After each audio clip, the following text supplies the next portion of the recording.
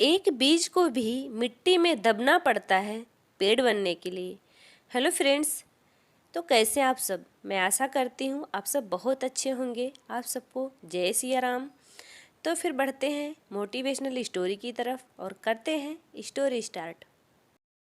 एक बुजुर्ग व्यापारी था जिसके 2 बेटे थे और उन दोनों बेटों की शादी हो चुकी थी और उन दोनों लड़कों के बच्चे भी थे।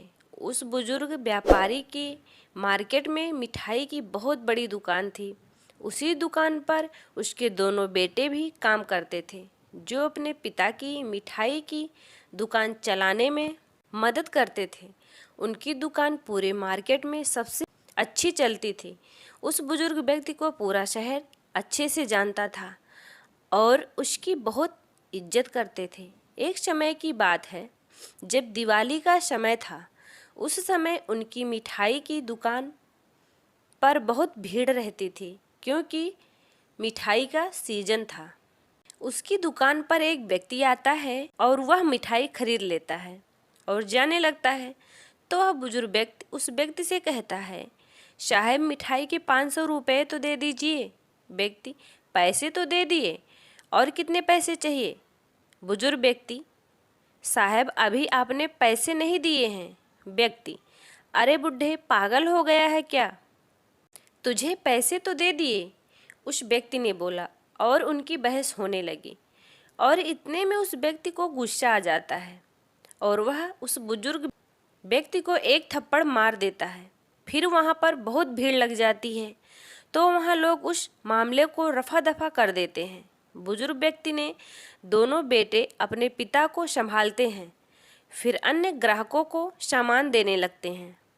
धीरे धीरे रात हो जाती है और वे दोनों लड़के घर निकल जाते हैं और बुजुर्ग व्यक्ति थोड़ी देर और रुकता है वहाँ। काफ़ी समय निकल जाने के बाद जब बुजुर्ग व्यक्ति अपने घर नहीं आता तो दोनों लड़कों को चिंता होने लगती है और आज जो कुछ भी हुआ था कहीं बाबूजी कुछ गलत काम ना कर लें, और उन्हें उस बात की चिंता होने लगती है। इसलिए वह ढूंढने के लिए निकल ही रहे थे, इतने में वह बुजुर्ग व्यक्ति आ जाता है। बेटा, कहाँ गए थे आप? बुजुर्ग व्यक्ति, मैं उस व्यक्ति को मिठाई देने के लिए उसके घर गया था जिससे आज सुबह झगड़ा हुआ था। बेटा, आप उसके घर क्यों गए थे? बुजुर्ग व्यक्ति, आज मैं तुम्हें बताता हूँ कि बिजनेस कैसे किया जाता है। बेटा, मतलब? बुजुर्ग व्यक्ति, जो होना था वो तो हो ही गया। फिर मैं उसके घर गया और मैंने उससे बोला कि सर मेरी गलती थी, जब मैंने हिसाब मिलाया तो सब बराबर निकला। फिर मैंने उसे मिठाई दी और वापस घर आ गया। बेटा बोला, एक तो उसने मिठाई के पैसे भी नहीं दिए और आप उसके घर जाकर माफ़ी मांग कर आ रहे हैं। बुजुर्ग व्यक्ति ने कहा, तुमने बिजनेस करना तो सीखा ही नहीं। अगर आज मैं उसके घर नहीं जाता तो वह दूसरी जगह से मिठाई खरीदता और पूरे मार्केट में हमारी बुराई भी करता, जिससे हमारी दुकान की वैल्यू गिरती और घट जाती। लेकिन अब वह हमारी बुराई किसी से भी नहीं करेगा और हमारे पास से ही मिठाई खरीदेगा। बेटा बोला, लेकिन हमारा जो नुकसान हुआ उसका क्या? बुजुर्ग व्यक्ति बोला, उसको जो करना था उसने किया, लेकिन अब धीरे धीरे उससे पैसा कैसे निकालना है ये तो मुझे पता है ना। अब वो आएगा तो हमारे पास ही। इसे कहते हैं व्यापारी। चाहे कितनी ही बड़ी समस्या क्यों ना खड़ी हो जाए, लेकिन एक व्यापारी हमेशा अपना फ़ायदा ही देखता है।